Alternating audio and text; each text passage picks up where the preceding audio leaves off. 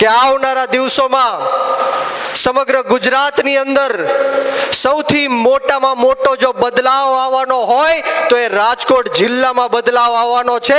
એ માટે તમામ રાજકોટ જિલ્લાના કાર્યકર્તાઓને આ તકે હું ખૂબ ખૂબ આભાર વ્યક્ત કરું છું।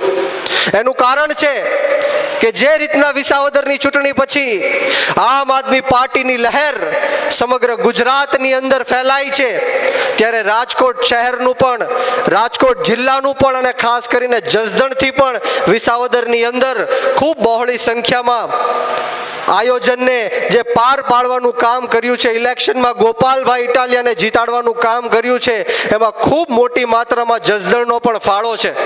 મિત્રો, આમ આદમી પાર્ટીની તમે તાકાત જુઓ કે હમણાં જ રવિન્દ્રભાઈએ મને દેખાડ્યું કે આજની આ વીરનગરની આપણી મીટિંગ થવાની હતી ત્યારે આ ભ્રષ્ટાચારી ભારતીય જનતા પાર્ટીએ પણ એ લોકોનો કાર્યક્રમ ગોઠવો પડ્યો, અને આની પહેલા પણ સરદાર ચોકે જ્યારે આપણી સભા થવાની હતી ત્યારે 1-2 કિલોમીટર દૂર એ લોકોએ પણ સભા રાખી હતી। એટલે ક્યાંક ને ક્યાંક આ ભારતીય જનતા પાર્ટીના લોકો અને નેતાઓ આમ આદમી પાર્ટીથી ડરે છે। એ આપણી માટે સૌથી મોટી જીત છે મિત્રો, અને એ આપણા કાર્યકર્તાઓની જીત છે।